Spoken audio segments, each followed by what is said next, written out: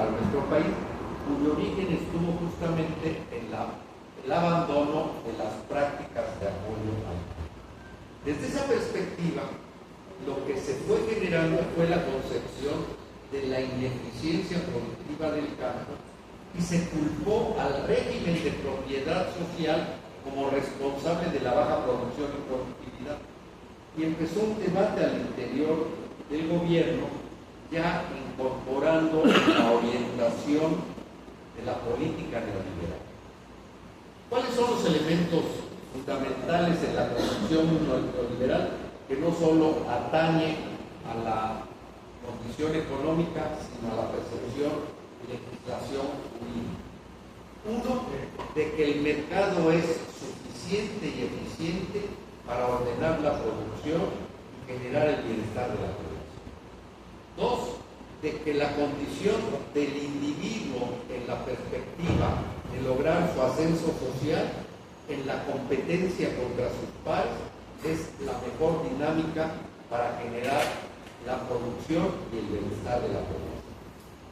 Y bajo esta perspectiva, entonces, se propuso que lo que no funcionaba era el ejido y la comunidad como sistema de propiedad y de organización productiva.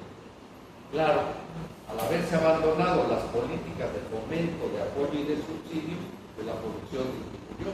No era un problema del régimen de propiedad, pero como consecuencia de esta orientación ideológica, finalmente en 1992 se reforma el artículo 27 constitucional.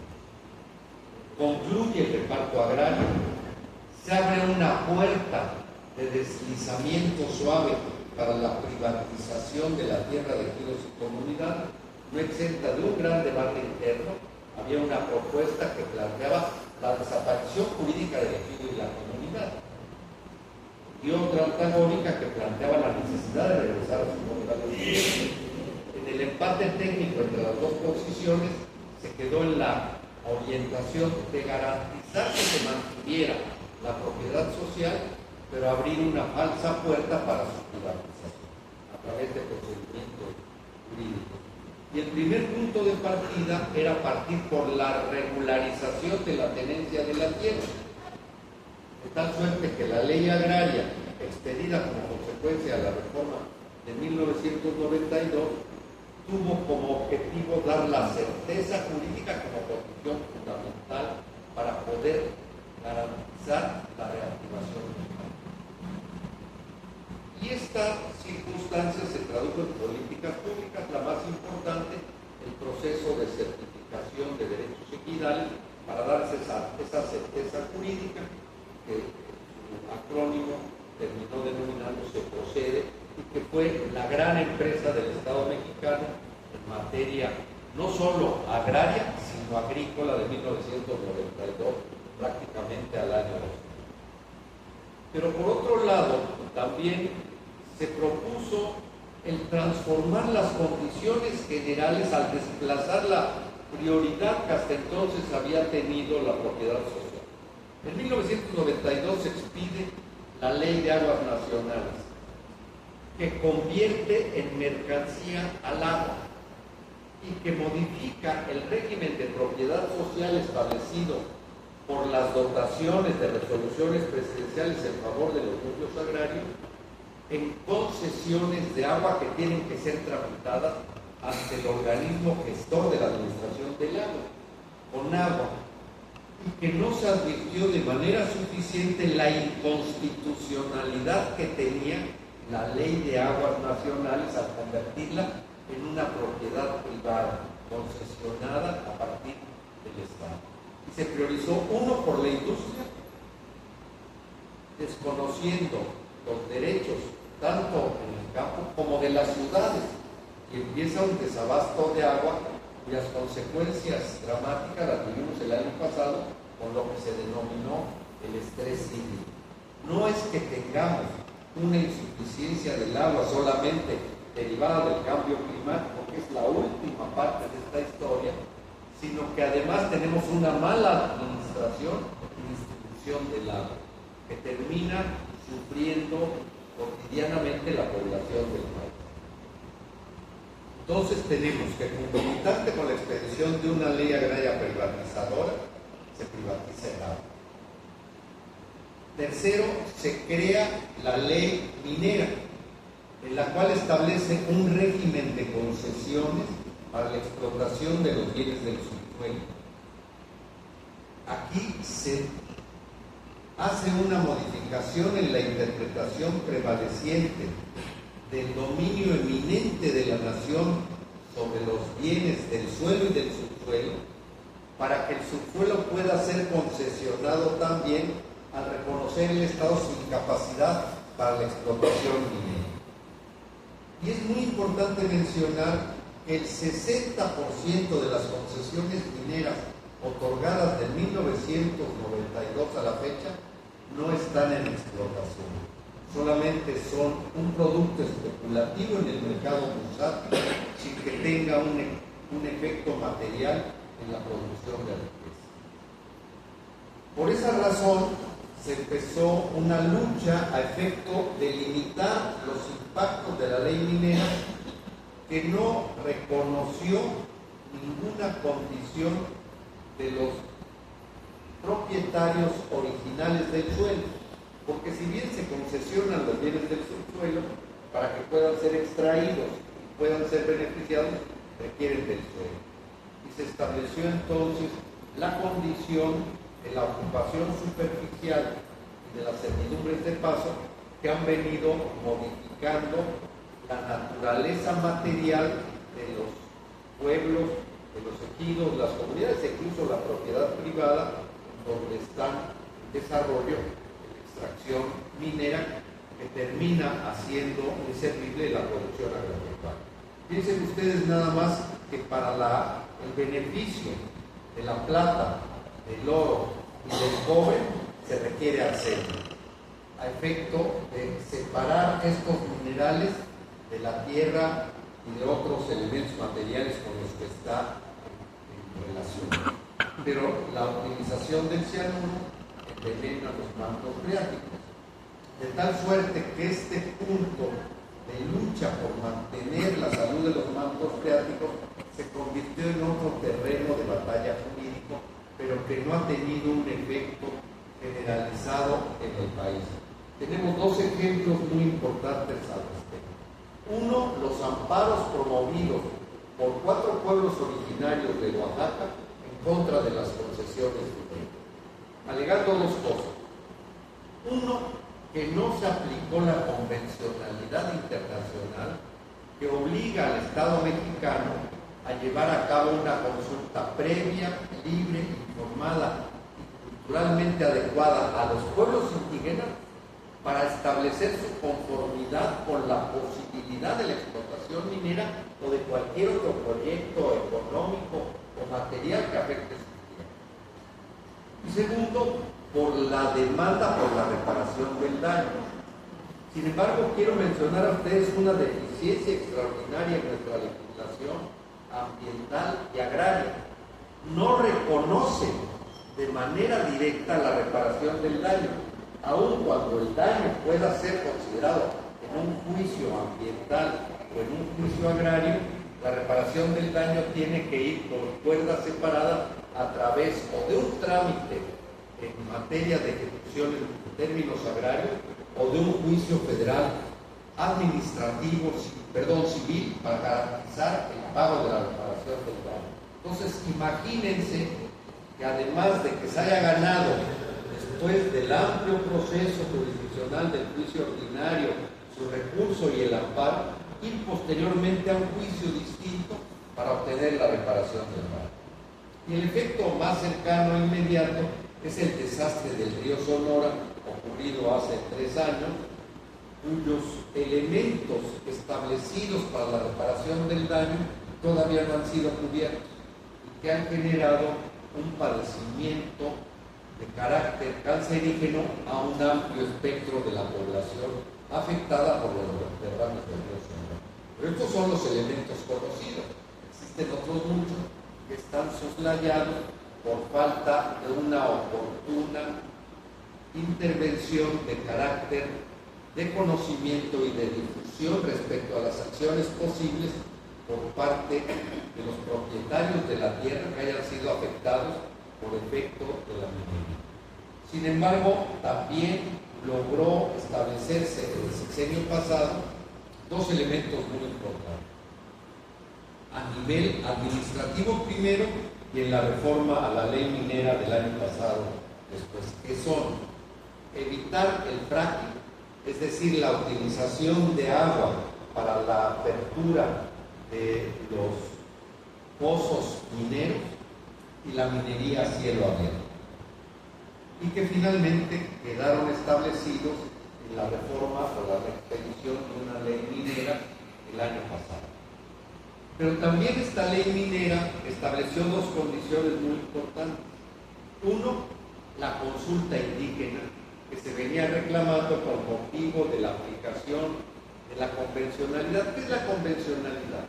La convencionalidad es el reconocimiento de tratados y convenios internacionales de los que México forma parte, que están ratificados por el Senado de la República y depositados en él, y que se convierten en derecho positivo obligatorio en el país.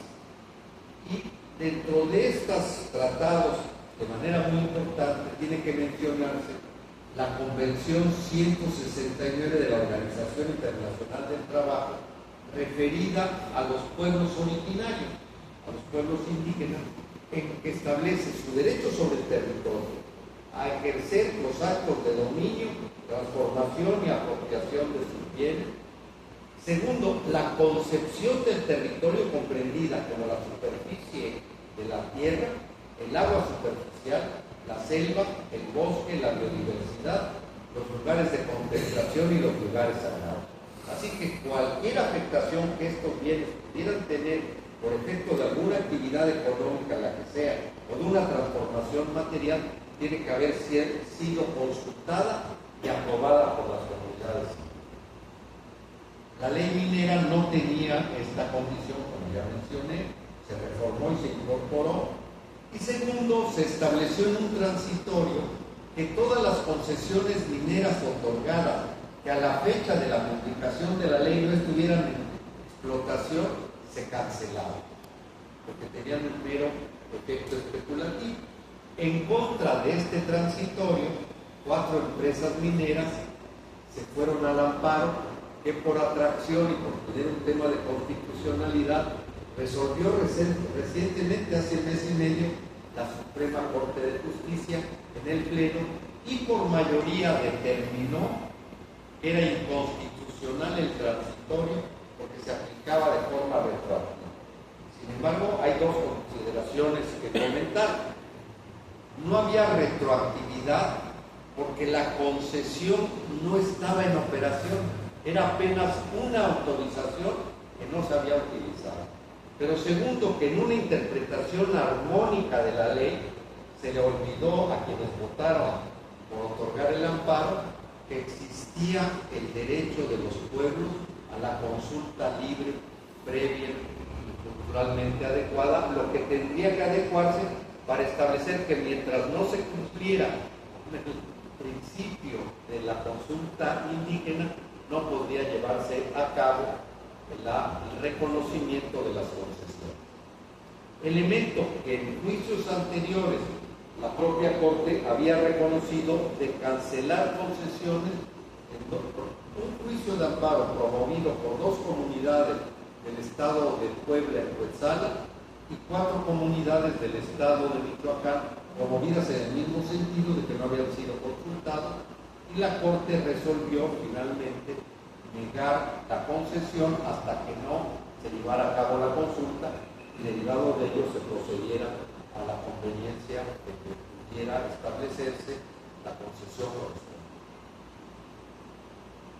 Bajo esta perspectiva, entonces, tenemos una afectación que se ha venido sufriendo significativamente con estas reformas de 1992.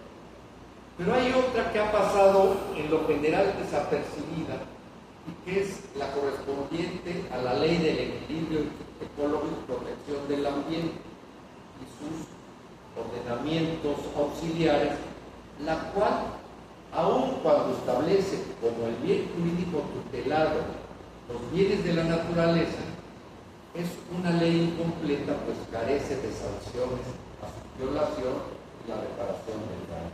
Por eso los expertos han hablado que tenemos una excelente ley ambiental sin dientes y que se requiere de una reforma a efecto de que podamos poder tener en condiciones de conservación estos bienes de la naturaleza, la selva, el bosque, la biodiversidad.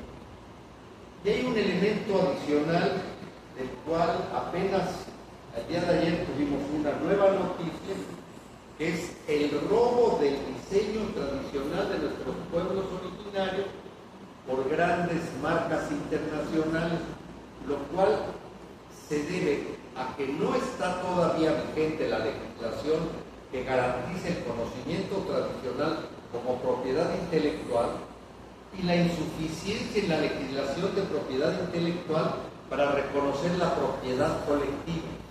La propiedad intelectual que genera la existencia de una patente o una marca, pues es el desarrollo de una creación individual que va y se registra, tiene un procedimiento y que consulta si no existe alguien que tenga el derecho previo o que tenga una similitud, lo que se está solicitando con algo ya concedido. Pero este conocimiento tradicional de carácter colectivo no ha podido ser registrado, salvo cuando la ficción es que un grupo de mujeres artesanas de telares en el estado de Oaxaca lo han registrado como propio, pero a nombre individual o de 3 o 4 personas, pero no como una propiedad colectiva de carácter ancestral, que es un requisito hoy que tiene también en relación al cual tomarse la convencionalidad internacional para que en base a los tratados, fundamentalmente el mismo 169 de la OIT, que establece esta propiedad originaria de los pueblos, pueda hacerse valer el derecho a la propiedad intelectual y al conocimiento tradicional. Estos son reclamos muy importantes que requieren de una atención en la transformación de la impartición de justicia, que constituyen campos nuevos, pero que además van a requerir de métodos nuevos en la forma en que los procedimientos se lleven a cabo. Hay un reclamo muy grande que escucha uno todos los días, fundamentalmente dirigido en contra de los sistemas de justicia de las entidades federativas por su ineficacia y la corrupción. Y esto es el soporte para plantear la necesidad de una urgente reforma judicial de carácter general. Uno, en la Federación, para renovar la Suprema Corte, los tribunales colegiados y los juzgados de distrito, en base a una elección ciudadana de voto libre, secreto y directo. Pero más importante y urgente es el reclamo que existe en las entidades federativas, en donde la ineficacia y la corrupción que se tiene en las materias familiar, civil y penal establecen que vivamos en un sistema de inseguridad en la cotidianeidad de lo que vive la inmensa mayoría del pueblo de México. Y como no ha existido la respuesta suficiente, aunque hay un gran número de magistrados y de jueces del Poder Judicial de la Federación honestos, aplicados, eficaces, con conocimiento de derecho, los elementos sistémicos por lo que este proceso se vive no logra tener una visualización positiva de manera general. Hay 3 elementos muy importantes que resaltar.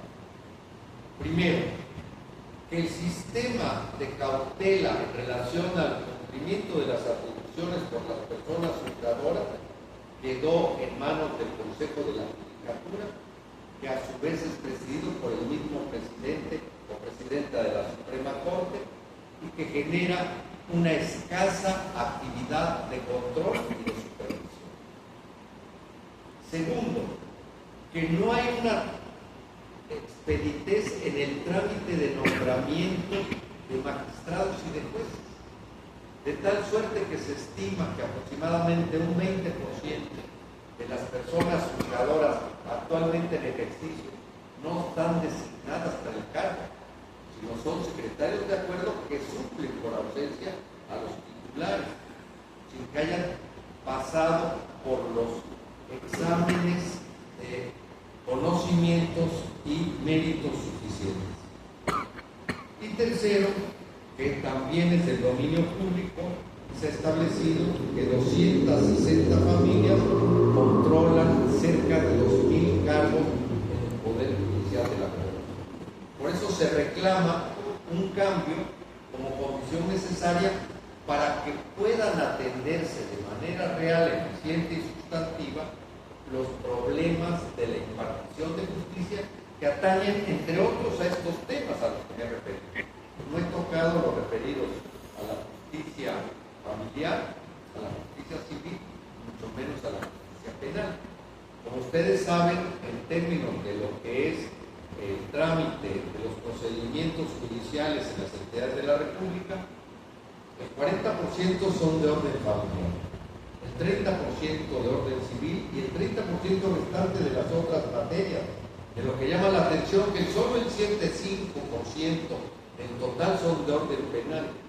Y esto alude a un problema que va más allá de los poderes judiciales, que es del sistema de administración, del sistema de justicia y en particular del sistema de procuración de justicia. Esto no es un problema de los tribunales y de los jueces, es de antes, pero impacta también y sobre todo en la percepción que tenemos de la impartición de justicia, sobre todo en el ámbito penal, en el castigo de los responsables, y por eso que nuestro sistema de seguridad sigue siendo de escasos resultados en términos reales del combate a la delincuencia. Por eso se requiere y se precisa de cambios importantes para atender los distintos niveles y orientaciones en la aplicación del derecho. En términos de mi experiencia, yo me he situado en esta perspectiva del derecho social con una pertinencia particular en la materia agraria y aquellas que le son afines. Pero cada una de las materias del derecho en la procuración, importación e impartición de justicia tienen su propia historia. Yo les agradezco mucho la atención, la confianza que me han tenido y estoy a sus órdenes si tienen ustedes la amabilidad de formular alguna pregunta o comentario. Muy buenas tardes.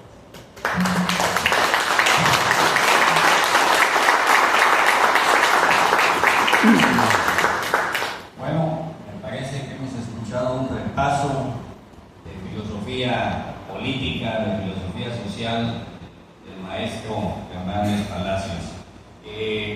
Hay muchos temas que se podrían discutir, obviamente, en este foro y en muchos más. Pedimos a Octavio que pronto nos vuelvan a visitar por los motivos que estamos exponiendo. Ahora sí, si alguien tiene alguna pregunta para el maestro, por favor, levante su mano. ¿Está el micrófono? ¿Sí? Bueno, buenas tardes a todos. Mi nombre es Roberto Ruiz, no soy abogado, no soy economista, pero evidentemente comparto algunas visiones de usted. Sin embargo, creo que, por ejemplo, en el tema del medio ambiente y del cuidado, no sé si recuerda que hace más, en 1997 se creó la Agenda de la 2030, ¿no? De los 17 ODS, en donde creo que lo que ha faltado es que la agenda fue a nivel voluntaria en los países, en los estados y en los municipios. Yo creo que esa iniciativa debería de elevarse al tema constitucional. ¿Por qué? Porque los 17 objetivos están claramente definidos: medio ambiente, trabajo, transparencia, el agua, el cuidado del trabajo. Entonces, me gustaría conocer su opinión al respecto. Ese sería uno. La otra, el tema de los desafíos de la Suprema Corte, creo que dijo unos puntos interesantes, pero creo que hay otro tema, la accesibilidad. Es decir, de que al final, hoy, la población en general y la más vulnerable pueda tener acceso a la justicia de una manera justa, expedita y ágil. Y también en el tema de los estados, creo que lo más importante es la realización. Creo que hay como prueba de la buena tecnología. Si quieres, creo que es increíble, me ha tocado, yo trabajo en una institución financiera y me ha tocado que hay juzgados que no tienen ni internet y que obviamente lo hacen en el antiguo. Entonces creo que eso tenemos que al final tratar de ver esa parte, y también me gustaría también conocer su opinión, y también me gustaría conocer, hoy en el Senado, en comisiones acaban de aprobar la nueva ley de comunicaciones, en donde se crea la agencia digital. Entonces, muy bien, pero creo que también está contraviniendo lo que usted decía, la convencionalidad, ¿sí? ¿Por qué? Porque hay una convención a nivel internacional que deben de cumplir los medios de comunicación y no se trata de regular o de coartar la libertad de expresión. Gracias. Bueno, son muchos temas que ha tratado, voy a tratar de puntualizar, a lo mejor no doy respuesta a todos.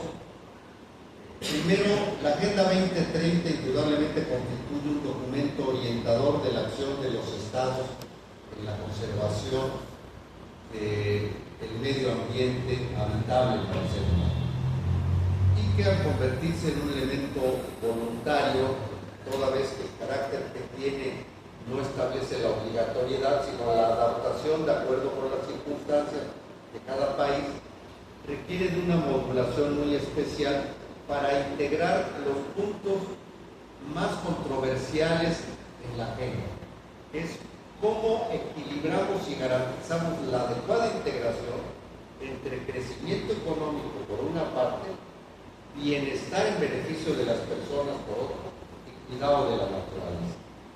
Pareciera que la historia ha generado no una antinomia de dos, sino de tres bandas, y que tiene que buscarse este equilibrio a través de regulaciones jurídicas muy precisas y que reclaman justamente una visión en la cual esta línea de progresividad de los derechos humanos, que va desde el derecho del individuo al derecho de la humanidad, puedan estar articulados de una manera eficiente y de compensaciones. Yo creo que es el punto más complicado para los estados a resolver. Si voy a dejar, y fíjese, la experiencia, por ejemplo, en la Unión Europea, es que cuando los efectos del apoyo de un Estado en beneficio de un sector de productores genera una competencia desleal, los países no beneficiados y los productores de esos países tienen derecho a reclamar una compensación económica por el beneficio que han dejado de percibir con motivo del apoyo que otro productor tiene. Y esta experiencia entonces ha llevado a que se vea con mucho cuidado esta necesaria vinculación de los equilibrios, que lleva una lentitud en la implementación tanto de políticas como de legislación para darle cumplimiento, y que corresponde a las prioridades que cada Estado otorga en función de sus paradigmas sociales. Sin embargo, creo que aquí la conciencia social colectiva que tengamos en la materia será un elemento muy importante para reclamar la implementación de las medidas correspondientes que se desprenden del 2030. Y, sin embargo, tenemos que luchar en contra de percepciones muy segmentadas en relación a los derechos humanos. Por ejemplo, quienes reclaman que es necesario establecer las condiciones de desarrollo económico para que sea exigible el derecho a la igualdad de las mujeres. Quienes plantean que es necesario garantizar el crecimiento económico y la estabilidad antes de pensar en la conservación de la naturaleza. Y estas visiones con las que convivimos pues requieren de que tengamos que llevar a cabo, quienes creemos en la importancia del 2030 y de sus efectos positivos en beneficio de la humanidad, pues una tarea de discusión y de debate para poder impulsarla, y al mismo tiempo una exigencia a los legisladores de cómo incorporar las reformas consecuentes. El segundo punto en relación a la utilización de los medios técnicos modernos en la impartición de justicia, vimos una antinomia. De una parte existe el debate de la utilización de la inteligencia artificial para la resolución jurisdiccional, incluso al punto de reemplazar a los jueces, que sería más eficiente, más transparente y más preciso. Y por otro lado, el retraso en la implementación de los medios tecnológicos, en los cuales pareciera en ocasiones pues, que seguimos en el siglo XIX, por decirlo menos. Y esto pasa por una falta de una política jurisdiccional.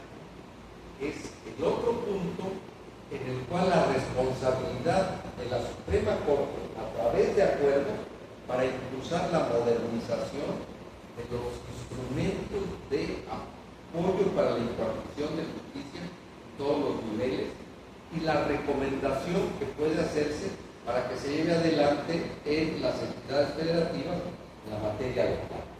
Este es un punto que está a la vuelta de la esquina, no requiere de una legislación de otra naturaleza. Son acuerdos administrativos, pero en lo cual se requiere una voluntad política para que existan los recursos. Si los recursos no están disponibles en los presupuestos correspondientes, por mucho que exista la legislación, va a ser notable. Y el tercer elemento que usted señala, desde luego que implica una modificación profunda en la relación de los juzgadores y las personas juzgadoras con la población. En todos los niveles, mutandis mutandis, existe una gran lejanía del juzgador por la vida, la percepción y las necesidades de la persona. Y aquí estoy convencido que, como en otras muchas materias, hay que barrer de arriba hacia abajo. Creo que será necesario impulsar también una política de acuerdo para que la Suprema Corte realice dos acciones muy importantes. La itinerancia, para que salga a las entidades federativas y a los municipios y cree jornadas en donde reciba audiencia pública. No va a resolver, pero va a tener un curso y un conocimiento de lo que la gente reclama y qué está en sus manos resolver, qué está en sus manos recomendar y qué está en sus manos definir. Segundo, vinculado a ello, establecer un sistema de audiencia pública en los niveles del Poder Judicial de la Federación, que sea la audiencia y se regule sobre todo el famoso alegato de orejas, para que se convierta en una práctica efectiva en nuestra transición de este sistema formalista y escrito a un sistema oral en que estamos en una transición inacabada, pero en donde la práctica de recibir a una parte se termine para establecer como obligación recibir a las partes y escuchar a los justiciables de manera pública, directa, que le daría un sentido donde no está prevista de manera precisa la oralidad, de una forma al mismo tiempo de la mejor percepción del juzgador. Mi experiencia como juzgador en la materia agraria, que fue la primera que tuvo la oralidad establecida y la itinerancia como práctica, es que estos son dos instrumentos de extraordinaria importancia para que el juzgador pueda tener una percepción de los hechos de manera directa, pero al mismo tiempo un mecanismo de convocatoria a la utilización de medios alternos de impartición de justicia. En la materia agraria, la conciliación puede producirse en cualquier momento del juicio e incluso en la ejecución de sentencia. Y esta percepción que tenga de poder escuchar y conocer el planteamiento directo de las partes en juicio le daría oportunidades de la implementación de medios alternos si conoce de manera directa y no a través de la forma, con todo respeto lo digo, almibarada en que los abogados ejercemos nuestros derechos de demanda y de contestación, sino directamente el planteamiento de las partes, que permitiría una percepción distinta para resolver los términos de manera justa, humana y cercana. Tengo muchos ejemplos, no los pongo, voy a señalar uno. En el estado de Guerrero me tocó una audiencia en donde una ejidataria reclamaba la restitución de la parcela porque le estaba utilizando su nuera en función de que ella se la había proporcionado para que la cultivara al hijo y el hijo migró. Y entonces llegó y le dijo, quiero que en la audiencia le dije, a ver señor, ¿usted qué quiere? Yo que me regresen la parcela. ¿Y usted qué quiere? Que me deje cultivarla porque con eso mantengo a los hijos que son los nietos de la señora. ¿Por qué no? Porque mi hijo la dejó, mira cómo está de fea y de gorda ahora, perdón, fue lo que dije, literalmente. Y entonces mi hijo ya no la quiere, entonces yo ¿por qué tengo que soportarlo? Entonces hago esto porque yo soy la que sostengo a sus hijos, a sus nietos. Lleguemos a un acuerdo y ¿cuál podría ser? Pues que garantice que la totalidad del producto que lo que obtiene es en beneficio de mis nietos y me entregue cuentas de todo lo que obtiene y de lo que gana. ¿Está usted conforme? Sí. Entonces usted se desiste de la restitución, está conforme con llegar a un convenio en estos temas, se resolvió. Pero eso solo se puede tener si uno tiene la visión directa de qué es lo que se pretende. Si uno tiene la frialdad de decir, vengo a solicitar la restitución de mi parcela porque la está ocupando legalmente quien no tiene derecho, y ella dice, pues no me la cedió, se la había dado a su hijo y yo no soy el hijo, y no está el hijo, pues hubiera resultado una sentencia formalista que le daría la razón a quien detenta el título, pero que no resuelve un problema humano y social. Como ese, son muchos en que esta experiencia puede ser traducida. Y un último elemento vinculado a ello. En la medida que esta cercanía de los juzgadores se dé sobre todo en la materia familiar, en la materia civil y en algunos casos incluso en la penal, en la laboral ya existe, en la agraria ya existe, en la mercantil también existe en menor medida, podría abundarse en la utilización de los medios alternos de impartición de justicia, que resultan más benéficos para los justiciables, reducen tiempo, dinero y esfuerzo a los juzgadores y permiten una percepción distinta de la impartición de justicia. Este es un elemento que tampoco se ha impulsado de manera sostenida, generalizada, y que tiene que tener su vinculación con esta cercanía del juzgador para que se haga discernible el medio alternativo a través de la conciliación, a través de la mediación, a través de la arbitraje. Y por otra parte, y como soporte, pues es la capacitación del personal en todos los niveles, incluyendo la utilización adecuada de la inteligencia artificial y de los medios científicos adecuados para tener mayor transparencia, claridad, expertise y objetividad. Pero la inteligencia artificial, en mi opinión, nunca va a sustituir la acción humana del juzgado, porque el conocimiento de los problemas de los seres humanos en cualquiera de sus dimensiones solo puede ser resuelto por otro ser humano que dispone de sentimientos, emociones que son parte de la vida real en la que el ser humano se encuentra inmerso, por mucho que las condiciones puedan ser muy referidas a aspectos materiales, económicos y sostenibles, que no son lo que siente el ciudadano de a pie.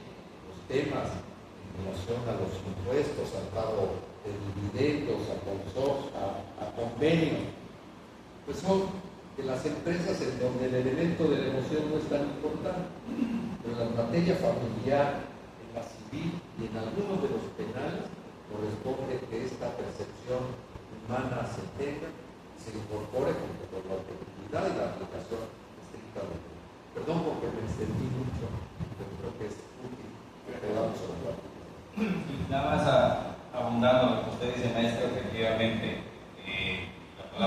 sentencia viene del vocablo latino sentimiento, sentir, y de ahí el éxito que esperamos incluso de los juicios orales. Es cuando hay ese sentimiento, ese sentir, y de ahí la sentencia de los jueces. ¿Alguna otra pregunta? Gracias. Buenas tardes a todas y a todos.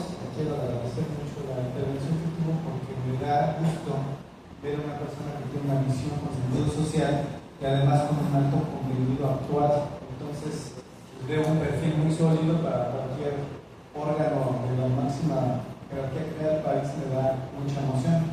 Por otra parte, para agradecer por parte del doctor Vicente Octavio, que tengo mi querido compañero y amigo, pues que tienen todas las responsabilidades de la Arturo Herrera aquí en la universidad. Yo tengo que me invitó a la crítica a partir de que escuché mucha experiencia, conocimiento y sensibilidad en materia agraria. Yo estoy en materia administrativa y me toca resolver algunos asuntos agrarios. Y me llama mucho la atención un criterio en el cual se establece que la parcela no puede ser dividida. Y eso genera una serie de tendencias, me parece a mí, que pueden calificarse incluso injustas, porque hay quien de buena fe celebra una operación, divide su parcela y a partir de eso celebra un acto jurídico que carece de validez por una determinación jurisprudencial. Entonces, escuchando su sensibilidad, su experiencia y además también la parte sensible de no necesariamente una sentencia que sea formal, corresponde con la consecuencia que representa para una persona todo su patrimonio, es su vida. Entonces, si con esa experiencia, hablando yo de un ejemplo nada más, a lo mejor valdría la pena darle una repensada a que la ciudadanía, la sociedad va cambiando, que es dinámica, que la comunidad digital también necesita tener un enfoque en la cuestión de justicia. Quería transmitir esa preocupación que me da porque a veces a nosotros nos complica mucho la decisión de los juicios. Gracias. Le agradezco mucho su comentario, señor magistrado, y las palabras que ella se en persona. Efectivamente, el tema que usted toca gravita de manera fundamental en la conflictividad agraria, sobre todo más que en la enajenación de derechos, en la sucesión. Al establecer la indivisibilidad de la parcela como un principio que no está establecido de manera precisa en la ley agraria, corresponde a la tradición jurídica, que merecería una reinterpretación. Lo que se pretende es evitar la pulverización de la tierra y que tiene una connotación en donde los conceptos de la legislación agraria anterior se modificaron. En los códigos agrarios, en la ley agraria, la Ley Federal de Reforma Agraria del 75, se establecía la unidad de dotación sustentable. El sentido de sustentabilidad al que hacía relación era aquella cantidad de tierra susceptible de garantizar el sustento de la familia campesina, no a la sustentabilidad como la entendemos ahora en términos agrícolas. La legislación de 92 modificó la unidad de dotación por el de parcela entendida como una unidad topográfica, y esta unidad de dotación en ocasiones con motivo del proceso de certificación se dividió en varias unidades topográficas, así que un ejidatario puede ser titular de 4, 5 o 3 parcelas, dependiendo del tamaño del ejido y de la productividad de su tierra. En Tlaxcala, por ejemplo, las parcelas en algunos kilos son de sur. En Veracruz, en las zonas, en todas las zonas prácticamente, salvo las altas montañas, el titular tiene varias parcelas. Y efectivamente lo que se busca es garantizar que cada unidad topográfica pueda mantenerse indivisible para no pulverizar. Entonces, la primera línea sería de las compensaciones en relación a los efectos que se pudieran tener para que sea divisible el acervo en materia sucesoria, entregando cada una de las unidades topográficas a las que se ha reconocido en la legislación actual como parcelas a cada uno de los sucesores, y solo uno, de acuerdo con el convenio que establezcan los mismos, sea el titular del derecho personal a participar en la asamblea, a votar y ser votado. Más complicado es en relación a la transmisión de derechos, y que afecta, sobre todo a mí me tocó conocer en el estado de Tamaulipas, en que las parcelas son de gran extensión, que se había vendido, la parcela se había lotificado, y la lotificación había dado lugar a un fraccionamiento al interior de una parcela.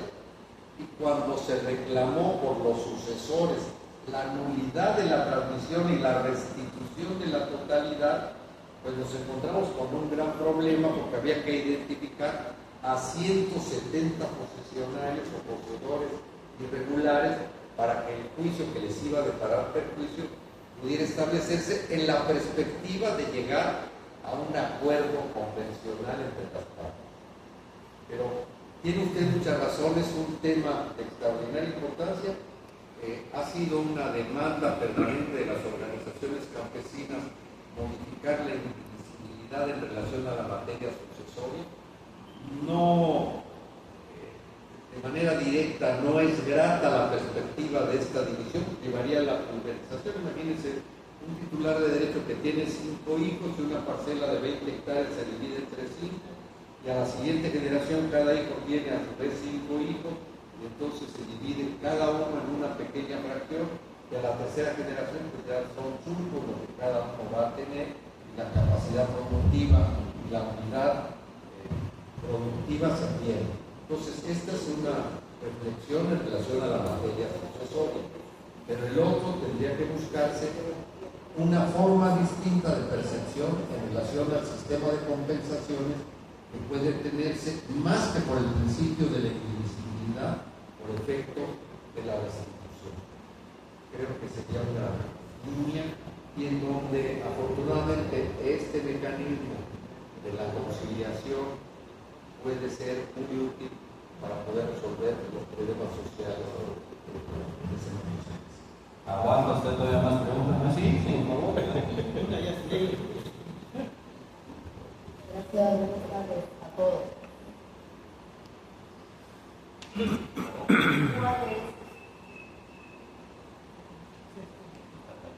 Buenas tardes. Disculpen, señor maestro, ¿cuál es su visión de, en la actualidad, del sistema judicial mexicano? ¿Qué visión tiene? ¿Y qué legado a usted le gustaría dejar por siempre, siendo ya ministro en nuestro Supremo Corte de Justicia de los Estados Unidos Mexicanos? Gracias. Le agradezco su buen deseo. Mire usted, yo creo que pues hay una máxima que uno tiene que buscar dejar las cosas mejor que las encontró. Ese sería el legado, y esto incluye todos los aspectos a los que he hecho referencia en relación a eficacia, eficiencia, expeditez, organización, atención y sobre todo cercanía social.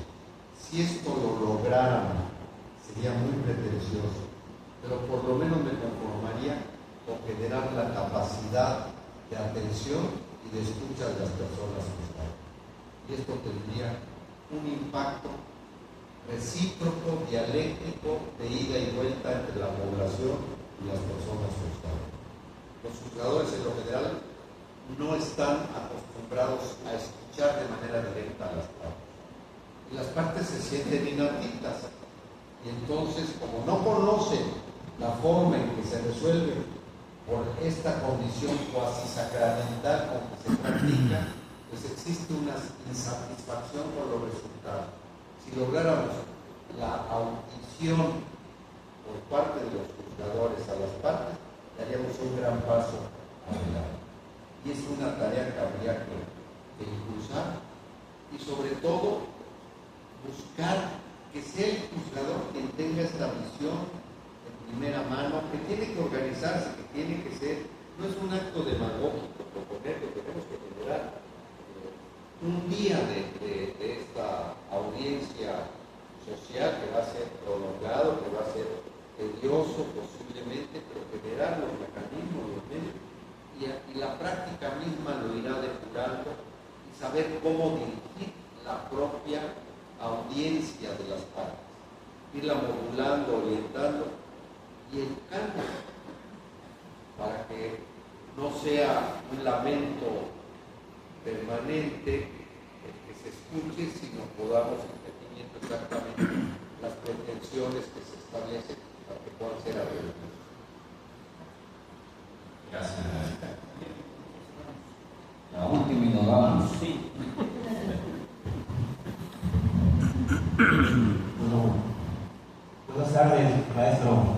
Soy el licenciado Mario Leal, juez municipal de Soledad de Dorado, Veracruz, mediador conciliador certificado. Estando en el punto que tocó sobre los medios alternativos, dos puntos quiero comentar. En realidad, sí son eficaces en un medio porque los practico. De hecho, existe convenio de mediación sobre disolución del vínculo matrimonial, convivencia, alimentos, servidumbres, arrendamientos. Entonces sí funciona, la verdad, porque no se utiliza realmente como se debe, ¿verdad?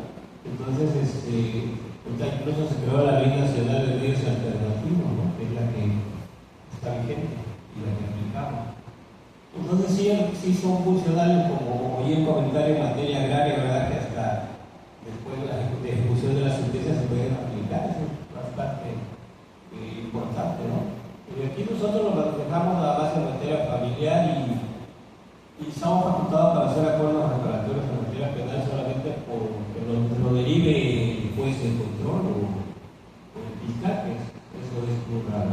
Ese es el primer punto. El segundo punto que quiero comentarle, ¿qué opinión tiene sobre la sentencia emitida el 21 de abril de este año por la Corte en el sentido de una acción de inconstitucionalidad sobre el derecho al agua que se impugnó sobre una ley en Querétaro, que se determinó que un ente privado, como lo sería aquí en Veracruz, no puede cortar el agua aunque no la pagues, que tenemos derecho como seres humanos a 50 litros de agua. Entonces me parecería interesante conocer su opinión, maestro.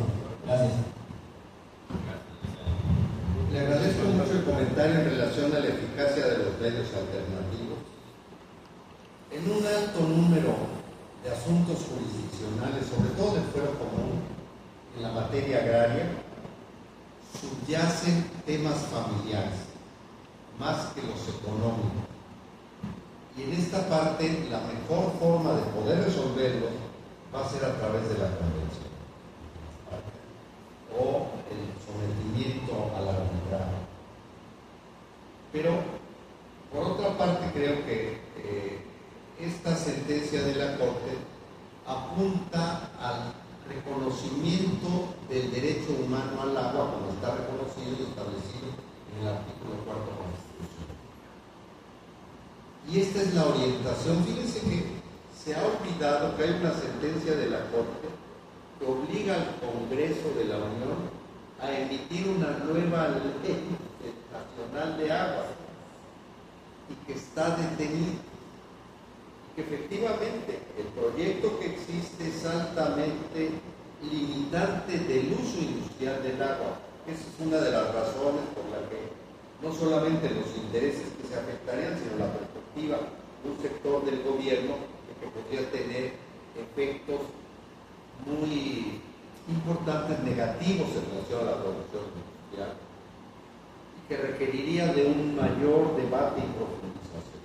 Se llevaron a cabo bastantes foros para la formulación de esta ley, la iniciativa está, y yo creo que el tema es afrontarlo por el Congreso de la Unión de una manera muy seria, convocando a todos los intereses. Como yo mencionaba, el primer elemento que tiene que reconocerse, como usted lo menciona, es el derecho humano al consumo de agua. Esa es la primera garantía que tiene. Y que estando presente en la ley, pues está alineado con la Constitución, tanto con el cuarto como con el 27. Y esto le daría la solvencia y además está soportado en la convencionalidad internacional. Muchas gracias. Gracias. Maestro, nada más un último comentario y una última pregunta, se lo prometo. Usted hablaba en la exposición de la Constitución mexicana de 1917, una Constitución avanzada, moderna, que incorporó derechos sociales, derechos humanos. Y tan buena, si se me permite la expresión, fue esa ley, y 2 años después Alemania prácticamente la copió, y fue su constitución moderna que hoy tiene. Si tenemos una Carta Magna extraordinaria, un país lleno de riquezas en todos los sentidos, yo le pediría, en muy pocas palabras, ¿qué hay que hacer en este país para dejar de lamentarnos? Muchas gracias.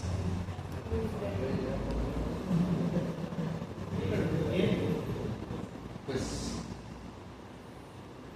yo creo que lo que ha ocurrido y que referí en mi exposición son estos virajes en la orientación social, tanto en las políticas públicas como en la legislación, y que han tenido un impacto muy negativo en la capacidad real de la mayoría de la población en el acceso a los beneficios del aprovechamiento social de nuestra riqueza.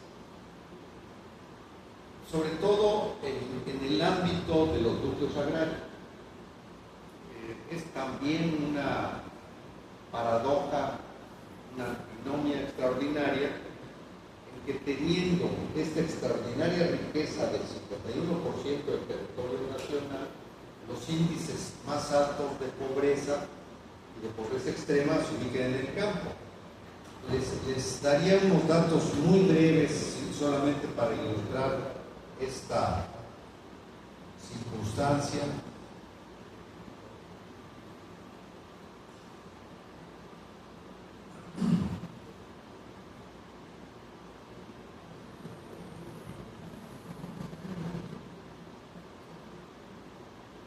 Alrededor de la mitad de la superficie de labor con riego o humedad de primera clase pertenece a ejidos y comunidades en todo el país.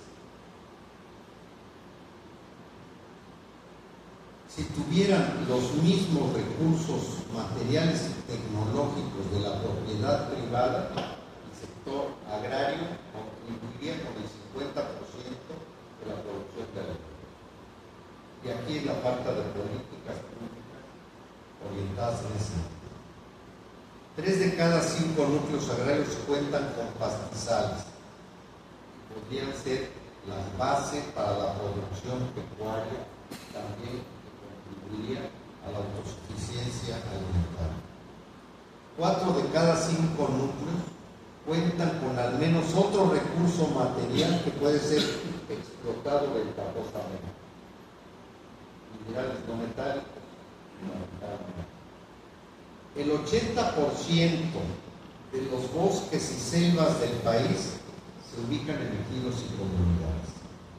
1 de cada 5 núcleos cuenta con bosques en su tierra. Casi 900 de los núcleos agrarios en total tienen superficies enclavadas en selvas tropicales que no están suficientemente protegidas. Hay una limitación entre el reconocimiento de áreas naturales protegidas y la propiedad social, entre otras cosas por una pésima difusión que ha generado la percepción que la declaratoria de área natural protegida es una expropiación sobre los ejidos o comunidades sin pago. Afortunadamente, en el sexenio pasado trabajamos conjuntamente con la Semarnat, la CONAM, la Comisión Nacional de Áreas Naturales Protegidas, en generar no solo una nueva conciencia, sino hacer discernible el pago de beneficios por la conservación de las selva y el bosque. Y aquí nos topamos con una deficiencia enorme a nivel de política pública, el aprovechamiento de los llamados bonos de carbono. Como ustedes saben, los bonos de carbono es una acción internacional que se lleva a cabo para pagar a los propietarios de la tierra, los de selvas y bosques, por su conservación. Pero es una acción individual. Existen las agencias de bonos de carbono en Estados Unidos, Canadá y Europa que recaudan los recursos de los particulares que abonan para este beneficio y que son transmitidos a otros particulares que llegan a ofertarlos a los demás. Y lo que descubrimos nosotros, mientras la cantidad que se pagaba por árbol cuidado era de $20 al año en Europa, lo que le pagaban a un ejidatario aquí eran 20 pesos. Y en el camino de aprovechamiento de quienes gestionaban los recursos se quedaban. Hubo el interés, y lo trabajamos con la Secretaría de Hacienda, de crear una agencia mexicana de bonos de carbono que de manera directa a partir de agencias del Estado pudiera llevar este beneficio, no a los $20, pero posiblemente a 15. Imagínense un ejidatario que recibe $15 al año por cuidar el árbol, tendría enormes beneficios para él, enormes beneficios en la captura de oxígeno y de agua. Y esto se traduciría en recursos adicionales para el país. El trabajo quedó a medio camino, está técnicamente elaborado y creemos que es una acción inmediata que puede ponerse en ejercicio. Pero también puede ser establecida en base a una demanda de amparo en términos de la convencionalidad, para que quien cuide el bosque pueda reclamar el pago de los bonos de carbono al Estado mexicano. Creo que no sería una mala idea, que puede ser una condición exploratoria. Entonces, con esto lo que quiero decir, que oportunidades, medios y recursos existen y que el derecho, la impartición de justicia pueden ser herramientas eficaces para dar respuestas concretas a necesidades que tenemos. ¿Qué ha sido esta disociación entre la población, la percepción social y el sector importante de impartidores de justicia, que no se haya logrado una empatía suficiente? Entonces creo que tenemos muchas condiciones para poder transitar en un terreno seguro de transformaciones y beneficio, no solo de la población del país. A mí me interesa mucho pensar en este bien jurídico tutelado a través de la conservación de la naturaleza, que es la vida. Más disciplina, más orden, más honradez, maestro. Octavio, si les hace el favor de dar por terminado el evento. Bueno, un aplauso al maestro, primero que nada.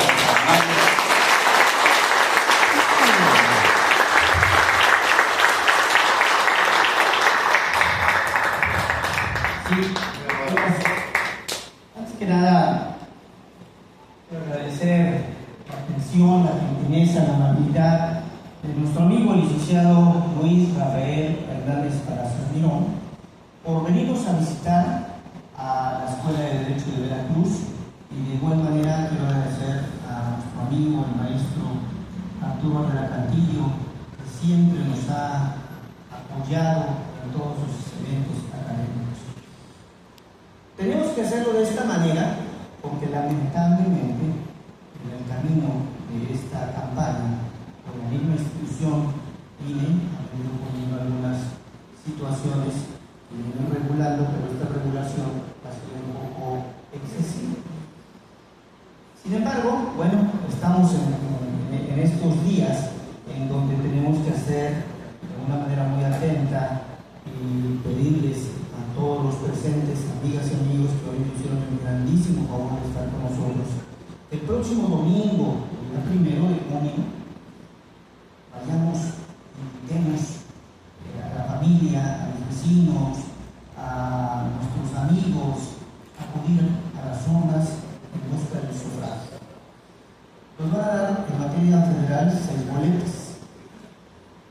En especial hay 2, la boleta morada con el número 50, que es donde vamos a entregar el sufragio a nuestro amigo licenciado Luis Rafael Fernández Palacios Pino, al cual pido un caluroso aplauso, por favor.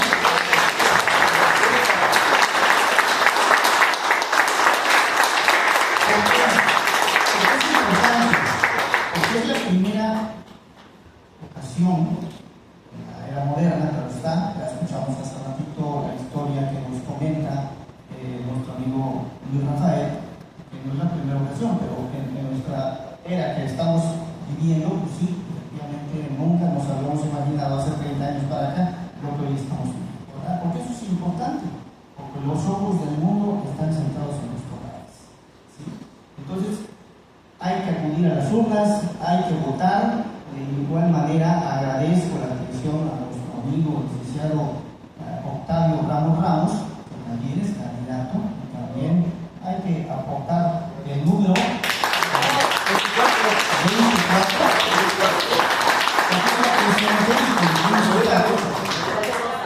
con la planilla rosa, efectivamente con la finalidad de llevarlo también al presidente del cargo que hoy está. ¿Sí? Y esto es bien interesante, porque solamente en 2 entidades en el país hay elecciones, Durango y Veracruz. ¿Sí? Eso es importante. Entonces, acudamos.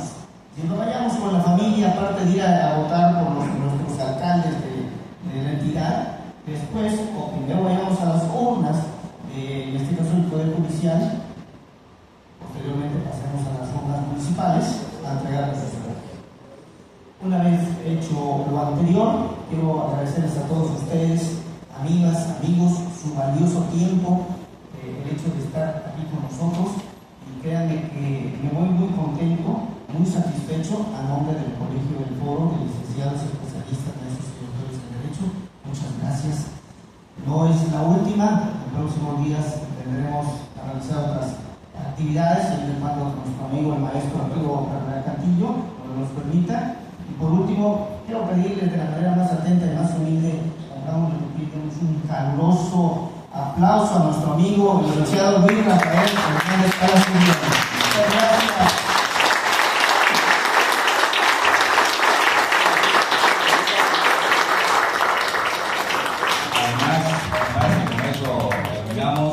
El maestro pues es hijo de una leyenda, el maestro Beliano Hernández Palacios y hermano de la maestra Esther Hernández Palacios, con quien tuve el gusto de colaborar en una época. Así que no lo hurta, lo hereda. Muchas gracias.